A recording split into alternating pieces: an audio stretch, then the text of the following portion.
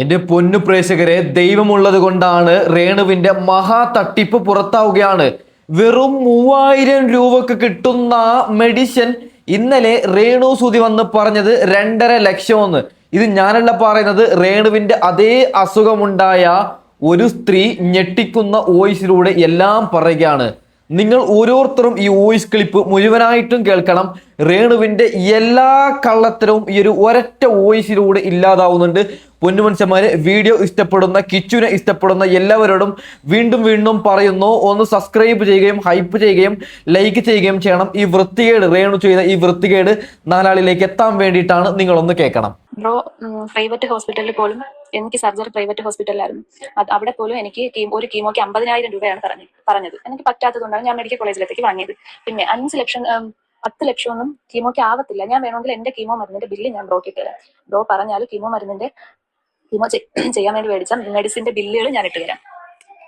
അത്രയും രൂപയൊന്നും ആവത്തില്ല മെഡിക്കൽ കോളേജിൽ. ഗവൺമെന്റ് ഹോസ്പിറ്റലിൽ പൈസ ആവത്തില്ല. കീമോക്ക് ഇത്രയും പൈസ ആവത്തില്ല. ചികിത്സാ കാർഡ് ഉണ്ടെങ്കിൽ എനിക്കായതിന്റെ അത്ര പോലും ആവത്തില്ല. ചികിത്സാ കാർഡ് ഉണ്ടെങ്കിൽ പോരാത്തതിന് എനിക്ക് ചികിത്സാ കാർഡ് ഒന്നും ഇല്ലായിരുന്നു, ഇൻഷുറൻസ് കാർഡ് ഒന്നും എനിക്ക് ഇല്ലായിരുന്നു. പിന്നെ രേണുവിനാണെങ്കിൽ യെല്ലോ റേഷൻ കാർഡ് യെല്ലോ ആണെന്ന് പറയുന്നത്. അവർക്കൊക്കെ എല്ലാം ഫ്രീ ആണ് അവിടെ. ഞാൻ ഓരോരുത്തരടുത്തും ഓരോ കാര്യങ്ങൾ ചോദിക്കും. കാരണം എനിക്ക് ടെൻഷനാണ്. ഞാൻ ഒരു നിവർത്തിയില്ലാത്ത കുടുംബമാണ്. ഒരു നിവർത്തിയില്ല ഞങ്ങൾക്കും. ഞങ്ങൾ വാടക വീട്ടിലാണ് 9 വർഷം കൊണ്ട് താമസിക്കുന്നത്. 2 പെൺകുട്ടികളാണ്. ഹസ്ബൻഡിനാണെങ്കിൽ മീൻ കച്ചവടമാണ്. അത് മിക്കുള്ള ദിവസവും നഷ്ടത്തിലുമായിരിക്കും. എനിക്കും കൂടി വയ്യാതായതിനു ശേഷം ഹസ്ബൻഡിന്റെ ജോലിക്ക് പോലും പോകാൻ പറ്റുന്നില്ല. കീമോ ചെയ്ത് എന്റെ കൈ കാല് ഒക്കെ പഴുത്തു. അതായത് കീമോയുടെ മരുന്ന് ലീക്കായി അതൊക്കെ പഴുത്തു. അതൊന്നും നടക്കാനൊന്നും പറ്റാതെ ഹസ്ബൻഡിന്റെ ജോലിക്ക് പോലും പോകാൻ പറ്റുന്നില്ല. പിന്നെ ഒരു റേഡിയേഷന് മെഡിക്കൽ കോളേജിൽ 5,000 രൂപയാണ് പറഞ്ഞത്. ഒരു റേഡിയേഷന് 5,000 രൂപ. എനിക്ക് ചികിത്സാ കാർഡില്ലാത്തതുകൊണ്ട് 75,000 രൂപ ആവും. 75,000 രൂപ എനിക്ക് പിന്നെ ചികിത്സാ കാർഡില്ലാത്തതുകൊണ്ട് 15 റേഡിയേഷന് ഞാൻ അടയ്ക്കണം. അതിന് വേണ്ടിയിട്ട് നമ്മുടെ വീടിനടുത്തുള്ള ഒരു വാട്സപ്പ് കൂട്ടായ്മ എനിക്ക് വേണ്ടി പിന്നെ ചെറിയൊരു ഹെൽപ്പ് ചെയ്യാന്ന് പറഞ്ഞിട്ടുണ്ട്. ബാക്കി ഇനി ഞങ്ങൾ റെഡിയാക്കണം. അത് ഞങ്ങൾ ഇതുപോലെ ആരുടെയും മുമ്പിൽ കൈനീട്ടിയല്ല ഞങ്ങൾ അതിന് വേണ്ടിയിട്ട് ഉണ്ടാക്കുന്നത്. ഒന്നിയിൽ പലിശയ്ക്ക് എടുക്കണം, അല്ലെങ്കിൽ ഡെയിലി അടച്ചു പോകുന്ന രീതിക്ക്. അതായത് 50,000 രൂപ എടുത്താൽ ഡെയിലി 1,000 രൂപ അടച്ചു പോകുന്ന രീതിക്ക് ആരെങ്കിലും റോളായിട്ട് എടുക്കണം. അങ്ങനെയൊക്കെയാണ് ഞങ്ങൾ പോകണം. ഞങ്ങൾ ആരുടെ മുമ്പിൽ എനിക്ക് വേണമെങ്കിൽ ഞാൻ സോഷ്യൽ മീഡിയയിൽ കുഞ്ഞു വീഡിയോ ഒക്കെ ഇൻസ്റ്റയിൽ ചെയ്യുന്നുണ്ട്. എല്ലാവർക്കും എന്നെ അറിയാം. ഞാൻ പറഞ്ഞാൽ എനിക്ക് സഹായങ്ങൾ കിട്ടും. എന്തിനാണ് അങ്ങനെ സഹായം മേടിക്കുന്നത്? അവരും അവരവരുടെ കുടുംബത്തിന് വേണ്ടിയിട്ട് കഷ്ടപ്പെടുന്നവരാണ്. അതിൽ ചെന്ന് നമ്മളും കൂടെ പിടുങ്ങേണ്ട ആവശ്യമുണ്ടോ? എന്തായാലും കൊള്ളാം. ഇത്രയും രൂപയൊന്നും അവിടെ ആവത്തില്ല. അപ്പോൾ ഞാൻ വേണമെങ്കിൽ എന്റെ ഡീറ്റെയിൽ എല്ലാം ഞാൻ ഓരോ മരുന്നിനും വാങ്ങിയ ബില്ല് ഞാൻ ഇൻസ്റ്റയിൽ ഇട്ട് തരാം.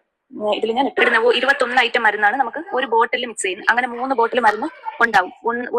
അതിൽ റെഡ് കളർ ഒരു മെഡിസിൻ ഉണ്ട്, കീമോയുടെ മരുന്ന് റെഡ് കളർ. അതാണ് ഏറ്റവും എഫക്റ്റീവ് ആയിട്ടുള്ളത്. അതാണ് നമ്മുടെ ബോഡിയെ ഫുള്ള് നമ്മളെ അങ്ങ് കിടത്തിക്കളയുന്ന ഒരു സാധനമാണ് ഈ റെഡ് കളറിൽ. അതിലാണ് 21 ഐറ്റം മരുന്ന് മിക്സ് ചെയ്താണ്. ഈ മരുന്നുകൾ മിക്സ് ചെയ്യാൻ വേണ്ടി പോലും എത്ര ടൈം എടുക്കുമെന്ന് അറിയാമോ? 1 മണിക്കൂറിന് പുറത്താണ് നമുക്ക് ഈ മരുന്നുകളെല്ലാം മിക്സ് ചെയ്ത് എടുക്കുന്ന സമയം. ഈ മരുന്നെല്ലാം കൂടി, ഈ മെഡിസിൻ എല്ലാം കൂടി മിക്സ് ചെയ്ത് എടുക്കേണ്ട സമയം 1 മണിക്കൂർ കൊണ്ടാണ് നമുക്ക് അതിൽ 3-4 ഐറ്റം. അതായത് അവിടെ ഉണ്ടെങ്കിൽ നമുക്കൊന്നും പുറത്തുനിന്ന് വാങ്ങണ്ട. അവിടെ ഇല്ലാത്ത മെഡിസിൻ ആണെങ്കിൽ അവർ പിന്നെ പറയും ഇന്ന മെഡിസിൻ ഇവിടെ ഇല്ല, അത് പുറത്തുനിന്ന് വാങ്ങണമെന്ന്. എനിക്ക് ഫസ്റ്റ് കീമോക്ക് പുറത്തുനിന്ന് 500 രൂപയുടെ മരുന്നേ വാങ്ങിയുള്ളൂ. ഏതോ 1 ഐറ്റോ 2 ഐറ്റോ മരുന്നേ മെഡിക്കൽ കോളേജിനകത്ത് ഇല്ലാതുള്ളായിരുന്നു. അത് 500 രൂപയായി 2 ഐറ്റം മരുന്ന് വാങ്ങിയപ്പോഴത്തേക്ക്. പിന്നെ രണ്ടാമത് പോയപ്പോഴത്തേക്കും രണ്ടാമത്തെ കീമോയ്ക്കും 500 രൂപ എനിക്ക് കീമോയുടെ മെഡിസിൻ ആയിട്ട് വാങ്ങിക്കേണ്ടി വന്നോളൂ. 500 രൂപയുടെ മരുന്ന്. ബാക്കിയെല്ലാം മെഡിക്കൽ കോളേജിൽ തന്നെ ഉണ്ടായിരുന്നു. മൂന്നാമത്തെ കീമോക്ക് പോയപ്പോഴത്തേക്കും 4,000 രൂപയായി എനിക്ക് കീമോക്ക് പുറത്തുനിന്ന് എടുക്കേണ്ട മരുന്ന്. 4,000 രൂപയുടെ മരുന്ന് എടുക്കണമായിരുന്നു. ബാക്കിയെല്ലാം ഹോസ്പിറ്റലിൽ ഉണ്ടായിരുന്നു. അതുകൊണ്ട് പിന്നെ 4,000 രൂപയുടെ മരുന്ന് എടുത്താൽ മതിയായിരുന്നു. അത് കഴിഞ്ഞ് 4ാമത്തെ കീമോക്ക് പോയപ്പോഴത്തേക്കും 2,800 രൂപയുടെ മരുന്ന് പുറത്തുനിന്ന് എടുക്കണമായിരുന്നു ഹോസ്പിറ്റലിൽ. ബാക്കി എല്ലാ മരുന്നും ഹോസ്പിറ്റലിൽ ഉണ്ടായിരുന്നു. 5ാമത്തെ കീമോക്ക് പോയപ്പോഴത്തേക്കും 1,800 രൂപയുടെ മരുന്ന് എടുക്കണമായിരുന്നു. അത് പിന്നെ മെഡിസിൻ മാത്രമല്ല, ഈ തുപ്പിടാൻ വേണ്ടിയിട്ടുള്ള ക്യാനുല അങ്ങനെയുള്ള സാധനങ്ങളൊക്കെ വാങ്ങാൻ വേണ്ടിയിട്ട് പിന്നെ എല്ലാം കൂടെ മെഡിസിനും മരുന്നും കൂടി 1,800. ബാക്കിയെല്ലാം ഹോസ്പിറ്റലിനകത്ത് തന്നെ ഉണ്ടായിരുന്നു. നമുക്ക് ഹോസ്പിറ്റലിൽ നിന്ന് മെഡിക്കൽ കോളേജിൽ നിന്ന് എല്ലാം ഫ്രീ ആണ്. പിന്നെ അകത്തില്ലാത്തത് മാത്രം 1-2 ഐറ്റം ചിലപ്പോൾ പുറത്തുനിന്ന് വാങ്ങേണ്ടി വരും. 8,000 രൂപയുടെ മരുന്നൊന്നും എനിക്ക് പുറത്തുനിന്ന് വാങ്ങേണ്ടി വന്നിട്ടില്ല. പിന്നെ അത് കഴിഞ്ഞിട്ട് ബയോപ്സിക്ക് അകത്ത് ചെയ്യുന്നതിന് നമുക്ക് പിന്നെ പൈസ ആകത്തില്ല. പുറത്ത് ചെയ്യുമ്പോഴത്തേക്കും ഓരോ ടെസ്റ്റ് അനുസരിച്ച് പൈസ ആവും. അതുപോലെ അകത്ത് ചെയ്യുന്ന സ്കാനിങ്, മെഡിക്കൽ കോളേജിന് അകത്ത് ചെയ്യുന്ന സ്കാനിങ്ങിന് എനിക്ക് CT സ്കാനിങ്ങിന് 5,000 രൂപ, പെറ്റ് സ്കാനിങ്ങിന് 5,500 രൂപ. ഈ 2 സ്കാനിങ് ആണ് എനിക്ക് ടോട്ടൽ കഴിഞ്ഞത്. പിന്നെയുള്ള ബാക്കിയുള്ള ഈ അസുഖം പിന്നെ ഇതാണ് എന്ന് ഉറപ്പിക്കാനുള്ള സ്കാനിങ് എനിക്ക് പുറത്തുനിന്നായിരുന്നു. കാരണം ഫസ്റ്റ് ടൈമിൽ ഞാൻ പറഞ്ഞില്ലേ, ഞാൻ ഇവിടെ സിറ്റിയിൽ തന്നെ ഡോക്ടർ റൂമിൽ പ്രൈവറ്റ് ആയിട്ടാണ് പോയി കണ്ടത്. അപ്പം ഡോക്ടർ അവിടെ നിന്ന് തന്നെ എനിക്ക് എന്താണെന്ന് സ്ഥിരീകരിക്കാൻ വേണ്ടി 1-2 ടെസ്റ്റ് ഒക്കെ എഴുതി തന്ന, സ്കാനിങ്ങിനും ബയോപ്സിക്കും ഒക്കെ എഴുതി തന്നപ്പോൾ ഞാൻ അത് പുറത്തുനിന്നാണ് ചെയ്തത്. അപ്പൊ അന്ന് എനിക്ക് ഒരു ബയോപ്സിക്ക് 5,000 രൂപയായി, സ്കാനിങ്ങിന് 1,200 രൂപയായി. പുറത്ത് ചെയ്യുന്നെങ്കിൽ പൈസ ആവും. പക്ഷെ മെഡിസിന്, കീമോയുടെ മെഡിസിന് പൈസ മെഡിക്കൽ കോളേജിൽ, ഗവൺമെന്റ് ഹോസ്പിറ്റലിൽ 8,000 രൂപയുടെ മരുന്ന് പോലും വാങ്ങണ്ട. RCCയിലും അതുപോലെ തന്നെ, തിരുവനന്തപുരത്ത് RCCയിലും അങ്ങനെ തന്നെ. എനിക്കെന്ന് പറഞ്ഞാൽ എനിക്ക് ഇത്രയും ആയതെന്ന് പറഞ്ഞാൽ തന്നെ എനിക്ക് ഒരു തരത്തിലുള്ള ഇൻഷുറൻസ് കാർഡും എനിക്കില്ല. റേഷൻ കാർഡിന്റെ ഇതിലാവട്ടെ അല്ലാതെ ആവട്ടെ. പിന്നെ എനിക്ക് റേഷൻ കാർഡ് ഇല്ല. റേഷൻ കാർഡൊക്കെ എന്റെ ഹസ്ബൻഡിന്റെ അവിടെയാണ്. അതുകൊണ്ട് എനിക്ക് റേഷൻ കാർഡ് തന്നെ ഇല്ലായിരുന്നു. ഉള്ള റേഷൻ കാർഡ് ആണെങ്കിൽ APL കൂടെയാണ്. എന്നിട്ട് പോലും എനിക്ക് ഇത്ര പൈസയെ ആയിട്ടുള്ളൂ. പിന്നെ എനിക്ക് പ്രൈവറ്റിൽ ഞാൻ സർജറിക്ക് പോയപ്പോൾ ആ ബില്ലുകളും ഞാൻ ഇട്ടുതരാം. എനിക്ക് അവിടെ എത്ര രൂപ വെച്ചാൽ എനിക്ക് സർജറിയും ഈ 10 ദിവസം ഞാൻ അവിടെ അഡ്മിറ്റ് ആയിരുന്നു. 10 ദിവസം ഞാൻ ഹോസ്പിറ്റലൈസ് ആയിരുന്നു. അപ്പോൾ ഈ സർജറിക്കും പെഞ്ഞാറമൂട് ഗോകുലം ഹോസ്പിറ്റലായിരുന്നു എന്റെ സർജറി ഈ 10 ദിവസത്തെ മെഡിസിനും എല്ലാം കൂടി എനിക്ക് 1,20,000 രൂപ അവിടെ പേയ്മെന്റ് ചെയ്യണമെന്ന് പറഞ്ഞു. അങ്ങനെ 1,20,000 രൂപ പേയ്മെന്റ് ചെയ്തു. ഞങ്ങൾ 10 ദിവസം കിടന്ന് ഡിസ്ചാർജ് ആയി ഇറങ്ങിയപ്പോൾ 14,000 സംതിങ് രൂപ തിരിച്ചു തരികയും ചെയ്തു. കാരണം മെഡിസിൻ ഒക്കെ ബാലൻസ് ഉള്ളത് അവരെടുത്തിട്ട്. പിന്നെ എനിക്ക് മെഡിക്കൽ കോളേജിൽ കൂടുതൽ പൈസ ആയതെന്ന് പറഞ്ഞാൽ എനിക്ക് സർജറി കഴിഞ്ഞതിന് ശേഷം പിന്നെ മെഡിക്കൽ കോളേജ് പത്തോളജിയിൽ കൊടുത്തിരുന്നത് അതിന്റെ റിസൾട്ട് കിട്ടിയതിന് ശേഷം അവിടെ നിന്ന് വീണ്ടും മെഡിക്കൽ കോളേജ് പത്തോളജിയിൽ നിന്ന് ഈ സ്ലൈഡ് വാങ്ങി പുറത്ത് ലാബിൽ കൊടുത്ത് ഈ PR അങ്ങനെയൊക്കെ ഉള്ള ഒരു ടെസ്റ്റ് ഉണ്ട്. ആ ടെസ്റ്റും കൂടെ ചെയ്താലേ നമുക്ക് ട്രീറ്റ്മെന്റ് എന്തൊക്കെ വേണമെന്ന് അറിയാൻ പറ്റുള്ളൂ. ആ ട്രീറ്റ്മെന്റിന് മാത്രം, ആ ടെസ്റ്റിന് മാത്രം, ആ ഒരു പുറത്ത് ചെയ്ത് ഈ സ്ലൈഡ് പുറത്ത് കൊടുത്ത് ചെയ്യുന്ന ടെസ്റ്റിന് മാത്രം എനിക്ക് അതിന് മാത്രം മെഡിക്കൽ കോളേജിൽ ഇത്ര റേറ്റ് കൂടി 14,000 സംതിങ് രൂപ അതിനായി. അല്ലാതെ എനിക്ക് മെഡിക്കൽ കോളേജിൽ വേറെ ഒരു പ്രശ്നവും ഒരുപാട് പൈസ ഒന്നും നമ്മളെ കൊണ്ട് പറ്റാത്ത രീതിക്കുള്ള എമൗണ്ട് ഒന്നും മെഡിക്കൽ കോളേജിൽ എനിക്ക് ആയിട്ടില്ല. ബ്രസ്റ്റിന്റെ ഭാഗത്തായിട്ട് എനിക്കൊരു തടുപ്പ് ഉണ്ടായിരുന്നു 1 വർഷം മുന്നേ. ഞാൻ വലിയ മൈൻഡ് വേദനയൊന്നും ഇല്ലാത്തത് കൊണ്ട് തന്നെ ഞാൻ വലിയ മൈൻഡ് ഒന്നും കൊടുത്തില്ല. ഒന്നാമത്തെ കാര്യം എനിക്ക് പേടിയായിരുന്നു. ഈ ടെസ്റ്റുകൾ ചെയ്തവരൊക്കെ പറഞ്ഞ് ഞാൻ കേട്ടിട്ടുണ്ട്, ബയോപ്സിക്ക് ഇങ്ങനെ നമ്മുടെ ബയോപ്സിക്ക് വേണ്ടി എടുക്കുന്നത് ഭയങ്കര വേദനയാണ്, ഭയങ്കര നമുക്ക് സഹിക്കാൻ പറ്റില്ല, നമ്മൾ തളർന്നു പോകും. അതൊക്കെ ഓരോരുത്തരുടെ എന്റെ ഫാമിലിയിൽ 1-2 പേർക്ക് ബ്രസ്റ്റ് ക്യാൻസർ ഉള്ളത് കൊണ്ട് തന്നെ ഇതൊക്കെ കേൾക്കുമ്പോഴത്തേക്ക് എനിക്ക് ഭയങ്കര പേടിയായിരുന്നു. അതുകൊണ്ട് തന്നെ ഞാൻ ഹസ്ബൻഡിന്റെ അടുത്തൊന്നും ഞാൻ പറഞ്ഞിട്ടില്ലായിരുന്നു. അതിൽ പറയാനുള്ള സിറ്റുവേഷൻ ഒന്നും അല്ലായിരുന്നു. കാരണം വലിയ സാമ്പത്തിക ബുദ്ധിമുട്ടുള്ള ഒരു ഫാമിലിയാണ്. അതുകൊണ്ട് തന്നെ ഞാൻ ഇതിന്റെ പിറകെ നടക്കാൻ പറ്റില്ല എന്ന് പറഞ്ഞ് ഞാൻ മെയിൻ ചെയ്തുകൊണ്ടിരുന്നു. അപ്പോൾ പെട്ടെന്ന് എനിക്കൊരു വേദന വന്നു. പിന്നെ ഈ വേദന വന്നപ്പോൾ തന്നെ ബാക്കിയുള്ള അത്രയും ഒരു ബ്രസ്റ്റിൽ വലത് സൈഡിൽ ഒരു ബ്രസ്റ്റിൽ ഫുൾ അവിടെ ആയിട്ട് കുഞ്ഞു കുഞ്ഞു തടുപ്പുകൾ പെട്ടെന്ന് വന്നു. പെട്ടെന്ന് പറഞ്ഞാൽ ഒരു 2-3 ദിവസം കൊണ്ട് പെട്ടെന്ന് തടുപ്പുകൾ വന്നു തുടങ്ങി. വേദന സഹിക്കാൻ പറ്റാതായി എനിക്ക്. സഹിക്കാൻ പറ്റാതെ എന്ന് പറഞ്ഞാൽ എനിക്ക് ഡ്രസ്സ് പോലും ഇടാൻ പറ്റൂലായിരുന്നു. അത്തരത്തിലുള്ള വേദനയായിരുന്നു എനിക്ക്. എന്നിട്ട് 3 ദിവസം ഞാൻ കുറയും എന്നൊക്കെ വിചാരിച്ച് ഇങ്ങനെ കൊണ്ട് നടന്നിട്ടും ഒരു രക്ഷയില്ല. അങ്ങനെ പിന്നെ ഞാൻ ഹസ്ബൻഡ് അടുത്ത് പറഞ്ഞ് ഇങ്ങനെ എനിക്ക് നെഞ്ചിൽ ഇങ്ങനെ ഒരു തടുപ്പുണ്ട്, എനിക്ക് നല്ല വേദനയുണ്ട്, പിന്നെ എന്ന് പറഞ്ഞപ്പോൾ ഇനി ഇത് വെച്ചോണ്ടിരുന്നാൽ നിനക്ക് പണിയിട്ട് നമുക്ക് ഹോസ്പിറ്റലിൽ പോയി കാണിക്കാന്ന് പറഞ്ഞു. അങ്ങനെ കൊണ്ട് കാണിച്ച് ഡോക്ടർ തൊട്ട് നോക്കിയോണ്ടേ പറഞ്ഞു. എന്റെ അടുത്ത് പറഞ്ഞില്ല, ഹസ്ബൻഡിന്റെ അടുത്ത് പറഞ്ഞു. എന്റെ അടുത്ത് ഇതിനെക്കുറിച്ചൊന്നും പറഞ്ഞില്ല. എന്റെ അടുത്ത് ചോദിച്ചു എന്റെ ഇത്രയും നാളും കൊണ്ട് കാണിക്കാതെ വെച്ചിരുന്ന, ഡോക്ടറെ കാണിക്കാതെ വെച്ചിരുന്ന എന്തു എന്ന് ചോദിച്ചായിരുന്നു. അപ്പം ഞാൻ ഒന്നും പറഞ്ഞില്ല. അപ്പൊ ഹസ്ബൻഡിന്റെ അടുത്ത് ഇങ്ങനെ പുറത്ത് വിളിച്ചിട്ട് പറഞ്ഞ് ഇങ്ങനെ ഇത്തിരി പ്രശ്നമുള്ള ട്യൂമറാണ്, ഇന്ന് തന്നെ പറ്റുമെങ്കിലും ഒന്ന് സർജനെ കാണിക്കാൻ പറഞ്ഞു. അങ്ങനെ സർജനെ കൊണ്ടുപോയി കാണിച്ചു. അവിടുന്ന് നേരെ ഒരു സർജനെ കാണിച്ചപ്പോഴത്തേക്ക് പുള്ളിക്കാരൻ പറഞ്ഞു ഇത് ഇച്ചിരി, എന്റെ അടുത്തല്ല ഈ ഹസ്ബൻഡ് അടുത്ത് പറഞ്ഞു, ഇത് ഇച്ചിരി പ്രശ്നമുള്ള ട്യൂമറാണ്. എന്നിട്ട് എന്നെ വിളിച്ചിട്ട് പറഞ്ഞു ടെൻഷനൊന്നും, ഇതിപ്പോ 100 പേരുണ്ടെങ്കിൽ ഒരു 80% ആൾക്കാർക്കും ഫ്രീ അസുഖമാണ്. പിന്നെ ബ്രോ ആരെടുത്ത് വേണമെന്ന് അന്വേഷിച്ച് നോക്കിയോ, മെഡിക്കൽ കോളേജിൽ കീമോക്ക് എത്ര രൂപ ആവും എന്ന് അന്വേഷിച്ച് നോക്കൂ. അപ്പൊ അറിയാലോ. ഞാൻ കള്ളം പറയുന്നല്ല, എനിക്ക് കള്ളം പറയേണ്ട ആവശ്യമില്ല. എനിക്കും വേണമെങ്കിൽ ഇതുപോലെ ഇത്ര രൂപ ആവും, എനിക്ക് ഒരു നിവർത്തിയില്ല എന്ന് പറഞ്ഞ് എനിക്കും വാങ്ങാം അങ്ങനെ. പക്ഷെ നമ്മൾ അതിന്റെ ആവശ്യമില്ലല്ലോ. അത്രയും രൂപയൊന്നും നമുക്ക് ആവുന്നില്ല. എന്തിനാണ് നമ്മൾ മറ്റുള്ളവർ കഷ്ടപ്പെടുന്നതിന് നമ്മുടെ അസുഖത്തിന്റെ പേരും പറഞ്ഞ് പിടിച്ചു വെച്ച് മറ്റുള്ള നമ്മുടെ ആവശ്യങ്ങൾ നേടേണ്ട കാര്യമുണ്ടോ? നമ്മൾ വീട്ടിലെ ആർപ്പാട ജീവിതവും നമുക്ക് ഡ്രസ്സും ചെരുപ്പും മേക്കപ്പും ഇതൊക്കെ നമ്മൾ മറ്റുള്ളവരെ പണം കൊണ്ട് വാങ്ങിയിട്ടിട്ട് എന്ത് ചെയ്യാനാണ്? അതുകൊണ്ട് ഞങ്ങൾ ആരുടെ അങ്ങോട്ട് സഹായം പോയി ചോദിച്ചിട്ടില്ല. ഞങ്ങൾ അവസ്ഥ അറിഞ്ഞ് എന്റെ വീട്ടിൽ എനിക്ക് സഹായങ്ങൾ കൊണ്ടുവന്ന് ഞാൻ എന്റെ സർജറിയും എല്ലാം, ഞാൻ 1 രൂപ പോലും നമ്മുടെ കയ്യിലില്ലായിരുന്നു. സർജറി ഒക്കെ ഞങ്ങൾ, കാരണം എന്റെ ഹസ്ബൻഡ് നല്ല ഒരു വണ്ടി എടുത്ത് നല്ല കടത്തിൽ നിന്ന സമയത്താണ് ഹസ്ബൻഡ് എന്റെ ഇടയ്ക്ക് സൂയിസൈഡ് ഒക്കെ ചെയ്യാൻ ശ്രമിച്ചു. അങ്ങനെ കുറച്ച് ദിവസം ഹോസ്പിറ്റലിലൊക്കെ ആയിരുന്നു. അങ്ങനെ കുറെ ബുദ്ധിമുട്ടുകളൊക്കെ അനുഭവിച്ച് പോയിക്കൊണ്ടിരിക്കുന്ന സമയത്താണ് ആ കടങ്ങൾ ഇങ്ങനെ കുറേശ്ശെ തീർത്ത് വന്നുകൊണ്ടിരിക്കുമ്പോഴാണ് എന്റെ അസുഖം അറിയുന്നത്. റേഡിയേഷന് എനിക്ക് പിന്നെ 15 റേഡിയേഷനാണ് പറഞ്ഞിരിക്കുന്നത്. അതിന് 75,000 രൂപ ആവും എന്ന് പറയുന്നു. ഇൻഷുറൻസ് കാർഡ് ഉണ്ടെങ്കിൽ പൈസ 1 രൂപ പോലും ആവത്തില്ല. ഇൻഷുറൻസ് കാർഡ് ഉണ്ടെങ്കിൽ എനിക്കതില്ല. എനിക്ക് ഇൻഷുറൻസ് കാർഡ് ഇല്ല. ഇല്ലാത്തതെന്ന് പറഞ്ഞാൽ എനിക്ക് എടുക്കാമായിരുന്നു. പക്ഷേ ആ ഇൻഷുറൻസ് കാർഡ് ഉള്ള ആള് ജീവിച്ചിരിക്കില്ല. അവരുണ്ടെങ്കിൽ മാത്രമേ എനിക്കിനി ഇൻഷുറൻസ് കാർഡ് എടുക്കാൻ പറ്റൂ. അതുകൊണ്ട് എനിക്ക് ഇൻഷുറൻസ് കാർഡ് എടുക്കാൻ പറ്റില്ല. പിന്നെ അതുപോലെ തന്നെ വെഞ്ഞാറമൂട് ഗോകുലത്തിൽ ഞാൻ ഓപ്പറേഷൻ ചെയ്തെങ്കിൽ എനിക്ക് പൈസ ആവൂലായിരുന്നു. വെഞ്ഞാറമൂട് ഗോകുലത്തിൽ എനിക്ക് ഇൻഷുറൻസ് കാർഡ് ഉണ്ടായിരുന്നെങ്കിൽ 1 രൂപ പോലും വാങ്ങാതെ പിന്നെ മെഡിസിന് മാത്രം പൈസ എടുത്ത് സർജറിക്ക് 1,20,000 രൂപ അടയ്ക്കാതെ തന്നെ എനിക്ക് സർജറി ചെയ്യാമായിരുന്നു.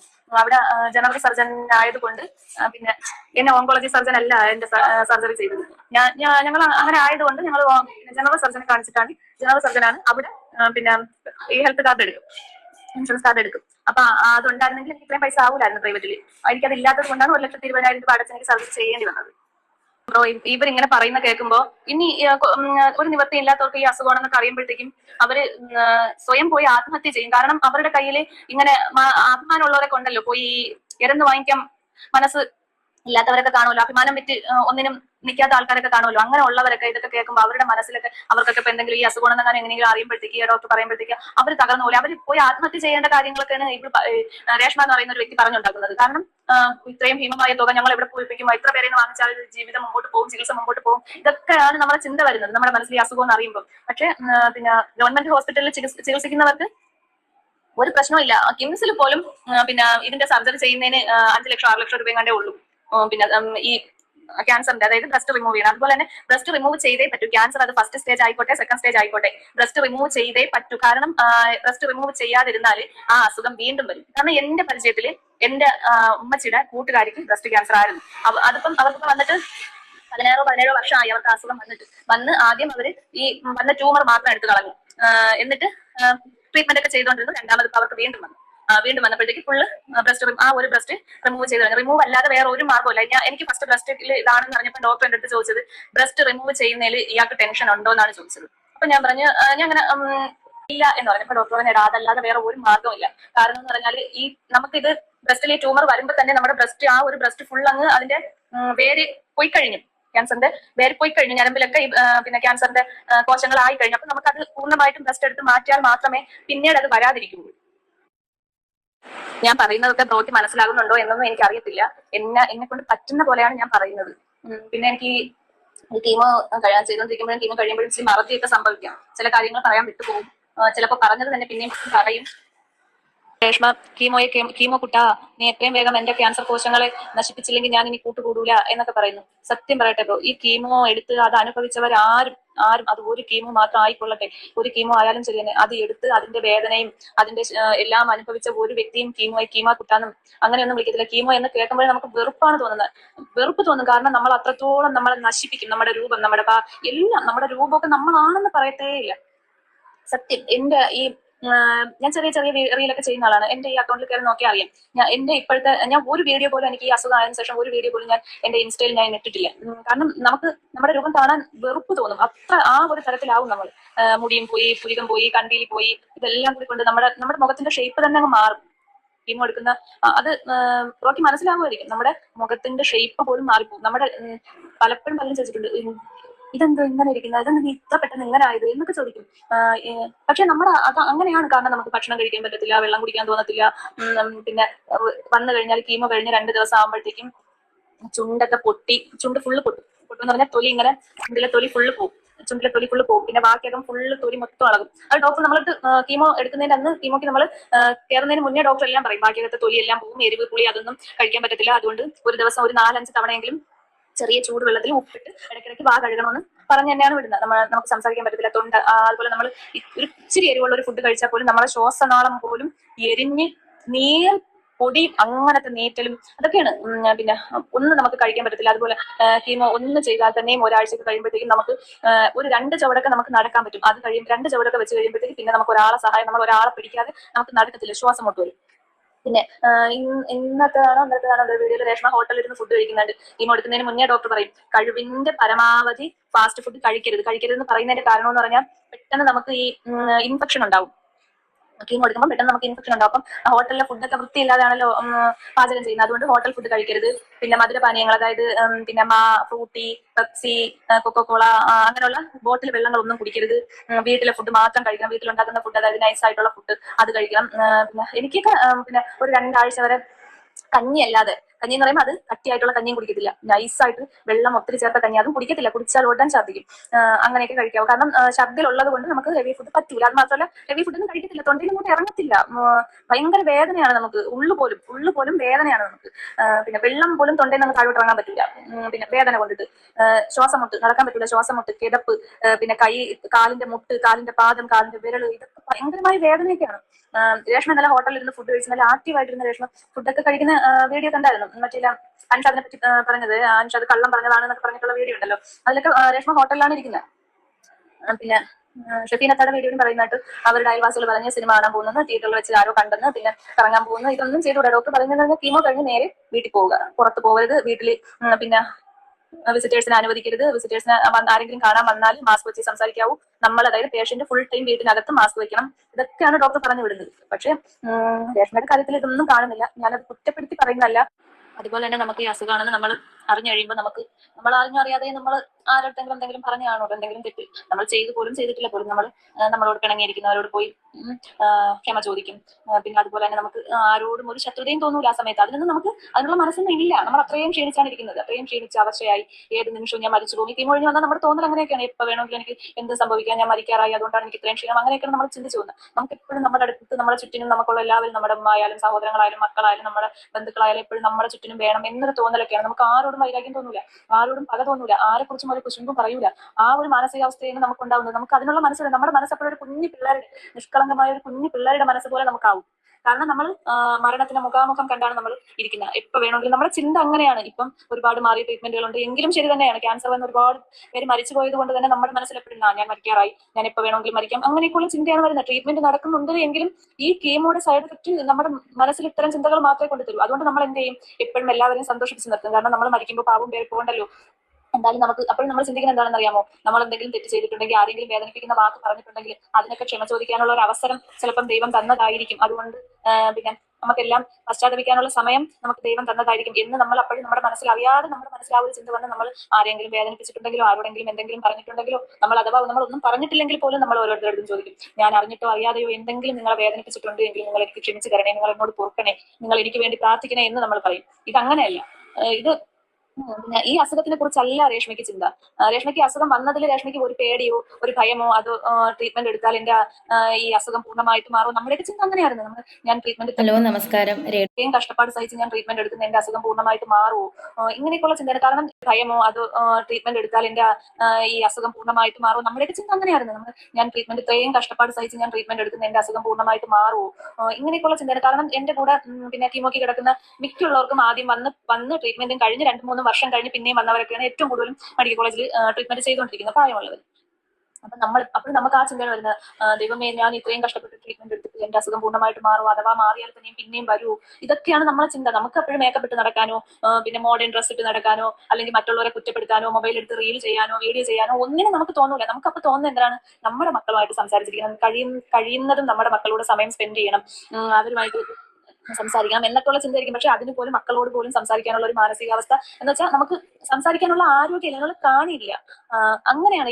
എനിക്കാണെങ്കിൽ ഈ അസുഖം, അതായത് ഈ ബ്രസ്റ്റിലെ ക്യാൻസർ സ്ഥിരീകരിക്കുന്ന സമയം വരെയും എനിക്ക് മറ്റൊരു അസുഖങ്ങളും ഇല്ലാത്ത ആളായിരുന്നല്ലോ. എനിക്ക് പനി വരത്തില്ല, എനിക്ക് ജലദോഷം വരത്തില്ല, എനിക്ക് മറ്റൊരു അസുഖങ്ങളും എനിക്ക് വരത്തില്ല. എനിക്ക് ആകെ ഉണ്ടായിരുന്ന അസുഖം എന്ന് പറഞ്ഞാല് പിന്നെ മൈഗ്രെയിന്റെ തലവേദന എനിക്കുണ്ടായിരുന്നു. അതല്ലാതെ എനിക്ക് എന്റെ അറിവ് വെച്ചിട്ട് ഞാൻ ആകെ ഹോസ്പിറ്റലിൽ കിടന്നിട്ടുള്ള 2 മക്കളുടെ ഡെലിവറിക്ക് മാത്രമാണ് ഞാൻ ഹോസ്പിറ്റലിൽ കിടന്നിട്ടുള്ളതും ഹോസ്പിറ്റലിൽ പോയിട്ടുള്ളതും. അല്ലാതെ ഞാൻ മറ്റൊരു അസുഖത്തിന് വേണ്ടി ഞാൻ ഹോസ്പിറ്റലിൽ കയറി ഇറങ്ങിയിട്ടേ ഇല്ല, ഞാൻ ഹോസ്പിറ്റലിൽ കിടന്നിട്ടുമില്ല. പിന്നെ എന്റെ ഈ 3/4 ഭാഗം ട്രീറ്റ്മെന്റും കഴിഞ്ഞിട്ട് പോലും എനിക്ക് ഇപ്പോഴും ടെൻഷനാണ്. പിന്നെ ഓക്കെ, നിങ്ങൾ കണ്ടല്ലോ എന്തൊരു ഉടായിപ്പാണ് എൻ്റെ പൊന്നു പ്രേക്ഷകരെ. ഈ വീഡിയോ മാക്സിമം ഒന്ന് ഷെയർ ചെയ്യണം. തൽക്കാലം ഞാൻ വൈൻഡപ്പ് ചെയ്യുകയാണ്.